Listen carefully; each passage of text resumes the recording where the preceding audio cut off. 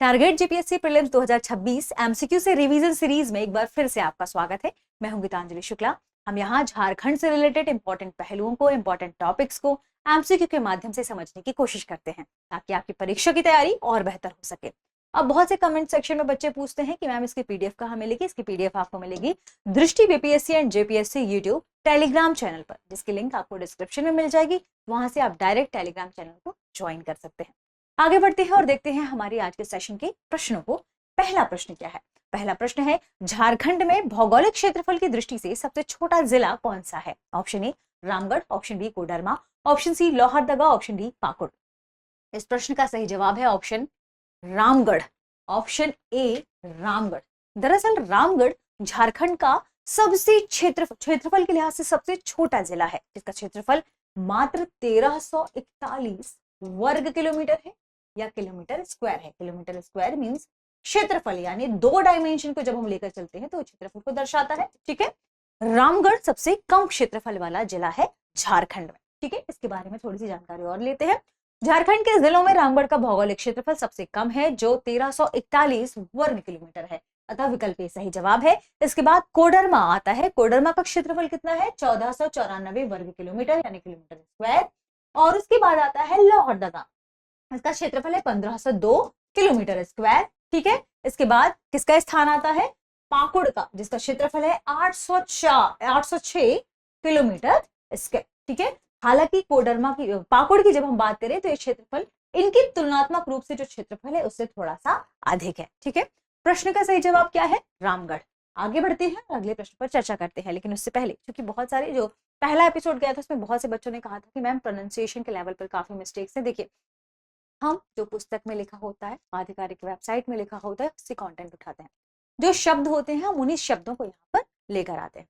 हो सकता है, देखिए, कई बार अलग अलग क्षेत्र में रहने की वजह से, अलग जिलों में रहने की वजह से, अलग राज्यों में रहने की वजह से प्रोनाउंसिएशन अलग अलग हो।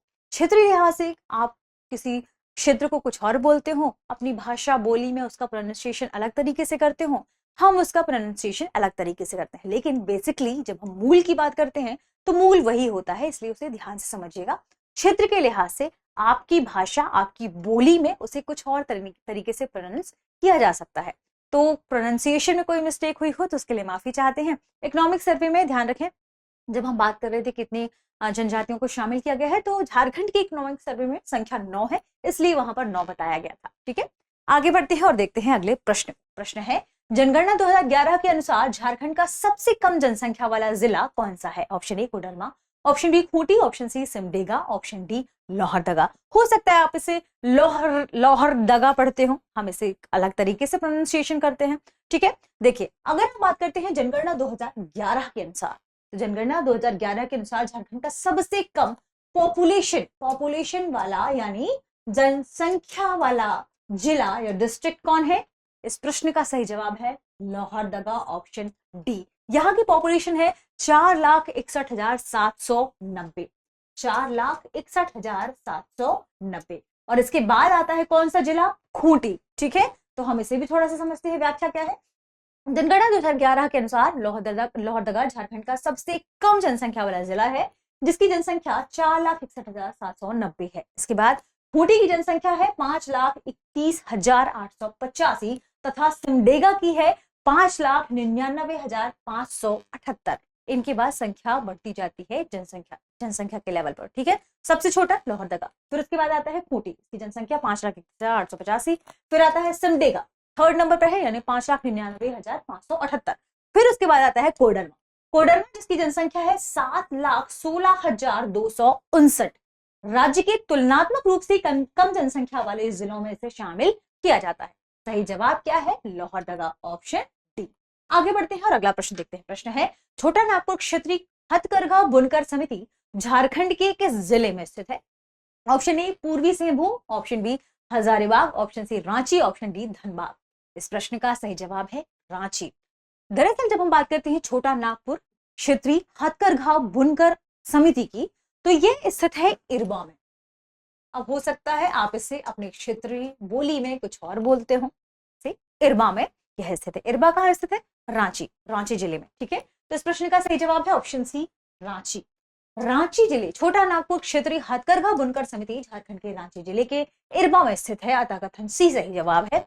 हालांकि राज्य में हथकरघा उद्योग की व्यापक उपस्थिति नहीं है। हाथ से बनाए जाने वाली जो वस्तुओं की बात की जाती है तो उन्हें हम हथकरघा उद्योग के रूप में शामिल किए करते हैं। ठीक है, बुनने यानी बुनकर, उन्हें हम कहते हैं जो बुनकर बनाते हैं चीजों को। ठीक है, फिर भी एक विशिष्ट समुदाय द्वारा इसे पारंपरिक रूप से लंबे समय से अपनाया जाता रहा है।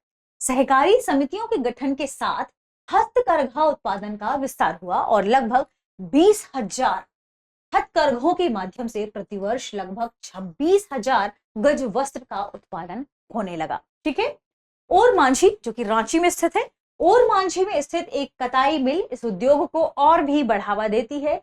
प्रश्न की सही जवाब की बात करें, रांची सही जवाब है, ऑप्शन सी। आगे बढ़ते हैं अगले प्रश्न की तरफ। प्रश्न है, धनबाद जिले के सिंदरी में स्थित उर्वरक कारखाना भारत सरकार द्वारा किस वर्ष स्थापित किया गया था? ऑप्शन ए वर्ष 1947, ऑप्शन बी वर्ष 1951, ऑप्शन सी वर्ष 1956, ऑप्शन डी वर्ष 1960। इस प्रश्न का सही जवाब है 1951, वर्ष 1951, ऑप्शन बी। यहाँ एक शब्द आता है सिंदरी, दरअसल पहले एपिसोड में हो सकता है स्लिप ऑफ टंग की वजह से सिंदरी को हमने एक जिले के रूप में कह दिया हो, उसके लिए माफी मांगते हैं। दरअसल सिंदरी धनबाद जिले से संबंधित एक क्षेत्र है। धनबाद जिले के सिंदरी में स्थित है उर्वरक कारखाना। भारत सरकार द्वारा 1951 में से बनाया था, आप कह सकते हैं स्थापित किया गया था। और किसके तहत? तो भारतीय निगम उर्वरक के तहत। भारत सरकार के भारतीय निगम उर्वरक के अंतर्गत के माध्यम से इसे स्थापित किया गया था। और तथ्यों को समझते हैं। ठीक है, धनबाद जिले में स्थित सिंदरी में उर्वरक कारखाना भारत सरकार द्वारा भारतीय उर्वरक निगम के माध्यम से वर्ष 1951 में स्थापित किया गया था, अतः विकल्प बी सही है। यह संयंत्र यूरिया, अमोनियम सल्फेट तथा नाइट्रेट का बड़े पैमाने पर उत्पादन करता है। तो चलिए कमेंट सेक्शन में बताइए कि यूरिया का रासायनिक सूत्र क्या है, अमोनियम सल्फेट का रासायनिक सूत्र क्या है और नाइट्रेट का रासायनिक सूत्र क्या है, क्योंकि जेपीएससी के एग्जाम्स में ऐसा भी पूछ सकता है। ठीक है, इसकी विद्युत एवं जल आवश्यकताओं की पूर्ति दामोदर घाटी परियोजना द्वारा की जाती है, जिससे यह झारखंड के रासायनिक उद्योग की एक महत्वपूर्ण इकाई बन जाता है। ऑप्शन बी 1951 सही जवाब है। आगे बढ़ते हैं, अगला प्रश्न है, इंडोअसाई ग्लास नामक कांच का कारखाना झारखंड के निम्नलिखित में से किस जिले में स्थित है? Option A Purbi Singhbhum, option B Bokaro, option C Dhanbad, option D Ramgarh. इस प्रश्न का सही जवाब है रामगढ़। जी हाँ, हम उसी रामगढ़ की बात कर रहे हैं जो क्षेत्रफल के लिहाज से बहुत ही छोटा जिला माना जाता है। तो इंडोअसाई ग्लास कहां पर है? रामगढ़ में। ऑप्शन डी इस प्रश्न का सही जवाब होगा। जानते हैं इससे इंपॉर्टेंट व्याख्या को। इंडोअसाई ग्लास नामक कांच का कारखाना झारखंड के रामगढ़ जिले के भुरकुंडा में स्थित है। कहां? भुरकुंडा में। यह उद्योग कच्चे माल के रूप में सिलिका, चूना पत्थर, सीसा, बोरेक्स, शीरा, पोटेशियम कार्बोनेट और सोडियम सल्फेट जैसे विभिन्न खनिजों का उपयोग करता है, जो राजमहल पहाड़ियों के मंगल घाट और पत्थर घाट क्षेत्रों से प्राप्त किए जाते हैं। तो ये भी ध्यान रखें, ये सारे खनिज, ये सब चीजें कहां से प्राप्त की जाती हैं? राजमहल पहाड़ियों से। राजमहल पहाड़ियों में भी दोनों क्षेत्रों का नाम मंगल घाट और पत्थर घाट आपको याद रखना होगा। ठीक है, आगे बढ़ते हैं। इस प्रश्न का सही जवाब ऑप्शन डी है। अगला प्रश्न देखते हैं। अगला प्रश्न है, Tata engineering and locomotive company की स्थापना किस वर्ष हुई थी? ऑप्शन ए वर्ष 1945, ऑप्शन बी वर्ष 1948, ऑप्शन सी वर्ष 1950, ऑप्शन डी वर्ष 1952। Tata engineering and locomotive company की स्थापना हुई थी वर्ष 1945 में, पूर्वी सिंहभूम जिले के जमशेदपुर में। ठीक है, तो 1945, वर्ष 1945 ऑप्शन सही जवाब है। अपनी विस्तार योजनाओं के तहत टाटा समूह ने वर्ष 1945 में झारखंड के पूर्वी सिंहभूम जिले के जमशेदपुर पूर्व में साकची में Tata engineering and locomotive company यानी टेल्को की स्थापना की। टेल्को जो बाद में टाटा मोटर्स वर्ष 2030 में, माफ कीजिएगा, वर्ष 2003 में इसे क्या कहा गया? टाटा मोटर्स। पहले था टेल्को। ठीक है, टाटा मोटर्स बन गई। रेलवे वैगन, बॉयलर, ध्यान रखें कौन कौन सी चीजें शामिल हैं, आपको नोट कर लेना। ठीक है, रेलवे वैगन, बॉयलर, ट्रक और अन्य वाहनों के निर्माण के लिए प्रसिद्ध है, अतः विकल्प ए सही जवाब है 1945। आगे बढ़ते हैं, अगला प्रश्न देखते हैं। प्रश्न है, जोन्हा जिसे गौतम धारा भी कहा जाता है, जोन्हा जलप्रपात का निर्माण किन दो नदियों के संगम से होता है? ऑप्शन ए स्वर्णरेखा और खरकई, ऑप्शन बी दामोदर और बराकर, ऑप्शन सी गूंगा और राढ़ू, ऑप्शन डी दक्षिण कोयल और शंख। इस प्रश्न का सही जवाब है गूंगा और राढ़ू, जिसे गौतम धारा कहते हैं जोन्हा जलप्रपात। क्या है? जोन्हा जलप्रपात। भगवान बुद्ध के संबंधित जो स्थान है वहां पर स्थित है, इस वजह से इसे गौतम धारा कहा जाता है। किन दो नदियों के संगम से बना है? गूंगा और राढ़ू। समझते हैं इससे व्याख्या को।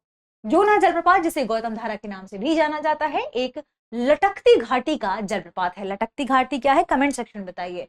जो गूंगा नदी के अपने मुख्य प्रवाह, यानी जिसमें मुख्य प्रवाह है जलप्रपात का, वो किस नदी का है? गूंगा नदी का है। दूसरा, बीच में कौन सी नदी मिल जाती है? आप कह सकते हैं कि गूंगा नदी का जल किस नदी में जाकर गिरता है? राढ़ू नदी में गिरने से बनता है। अतः ऑप्शन सी सही जवाब है, ध्यान रखिएगा।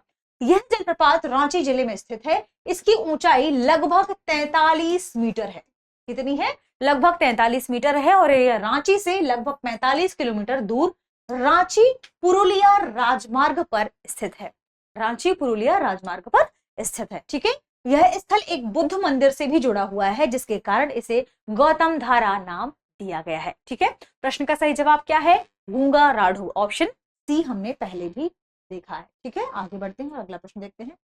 अगला प्रश्न है, झारखंड खाद्य एवं पशु आहार प्रसंस्करण उद्योग नीति 2024 के अनुसार प्रसंस्करण इकाइयों को वित्तीय सहायता निम्नलिखित रूपों में प्रदान की जाती है। यानी झारखंड में जो खाद्य एवं पशु आहार प्रसंस्करण उद्योग नीति है 2024 से जुड़ी हुई, उसमें क्या चीजें शामिल है? किसके बारे में? कि प्रसंस्करण इकाइयां जो बनाई जाती हैं उनको वित्तीय सहायता यानी धन मुहैया कराने के क्रम में निम्नलिखित रूपों में उन्हें प्रदान किया जाता है। कैसे उन्हें धन मुहैया कराया जाता है? सवाल ये है, देखिए। ठीक है। ऑप्शन ए, सामान्य क्षेत्रों में परियोजना लागत के 35% तक की व्यापक परियोजना निवेश सब्सिडी अधिकतम 15 करोड़ रुपए की सीमा के अधीन। ऑप्शन बी है, सावधि ऋणों पर 5 वर्षों के लिए प्रति वर्ष 5% की ब्याज सब्सिडी अधिकतम 2 करोड़ रुपए प्रति वर्ष की सीमा के अधीन। ऑप्शन सी है, ऑप्शन ए और दो दोनों। ऑप्शन डी है, केवल बिना सब्सिडी वाले ब्याज मुक्त ऋण। इस प्रश्न का सही जवाब है एक और दो, ए और बी दोनों, यानी ऑप्शन सी। दोनों तरीकों से मुहैया कराया जाता है धन। इसे समझते हैं। थोड़ा सा हमें खाद्य एवं प्रसंस्करण से संबंधित राजस्थान झारखंड की 2024 नीति के बारे में भी जानना होगा। ठीक है।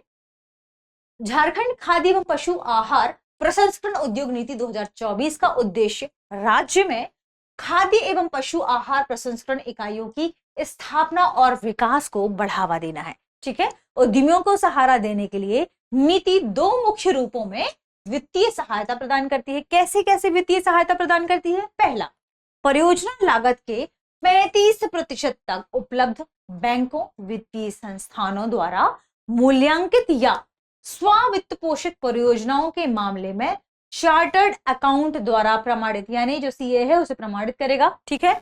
दूसरा है, सामान्य क्षेत्रों में अधिकतम सीमा 15 करोड़ रुपए है। इस सब्सिडी में भूमि की लागत और कार्यशील पूंजी की लागत शामिल नहीं है। ये भी ध्यान रखिएगा, भूमि की जो लागत है, कार्यशील पूंजी, उसकी लागत शामिल नहीं है। ब्याज सब्सिडी की बात की जाए, परियोजना पूर्ण होने की तिथि से 5 वर्षों तक उपलब्ध। दूसरा है, स्वीकृत सावधि ऋण के बदले सब्सिडी की दर 5% प्रति वर्ष है, जिसका भुगतान सीधे बैंकों या वित्तीय संस्थाओं को किया जाता है। ठीक है। अगला, अधिकतम सीमा 2 करोड़ रुपए प्रति वर्ष या वास्तविक अर्जित ब्याज, दोनों में से जो भी कम हो है। विकल्प सी सही जवाब है, ए और बी दोनों। आगे बढ़ते हैं और अगला प्रश्न देखते हैं। अगला प्रश्न है, भारत का पहला तांबा उत्पादन संयंत्र भारत सरकार द्वारा झारखंड के किस स्थान पर स्थापित किया गया था? ध्यान रखिएगा, क्या पूछा जा रहा है?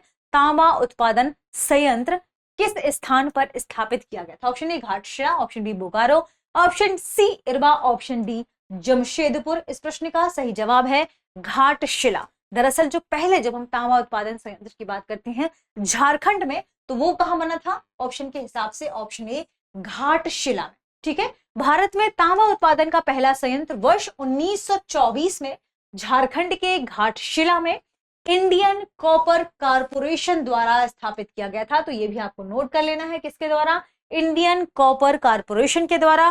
वर्ष नोट कर लीजिएगा 1924 में, ठीक है, ईयर भी पूछा जा सकता है। इस संयंत्र ने वर्ष 1930 में तांबे का शुद्धिकरण शुरू किया, जिसमें मोसाबानी और बेडिया की आसपास की खानों से प्राप्त कच्चे माल का प्रसंस्करण किया जाता है। तो ऑप्शन, इस प्रश्न का जो सही जवाब है वो क्या है, ध्यान रखिएगा, इस प्रश्न का सही जवाब है घाटशिला। आगे बढ़ते हैं और अगला प्रश्न देखते हैं। अगला प्रश्न है, नोमुंडी लौह अयस्क खनन के लिए प्रसिद्ध है और यह झारखंड के किस जिले में स्थित है? सबसे पहले नोवामुंडी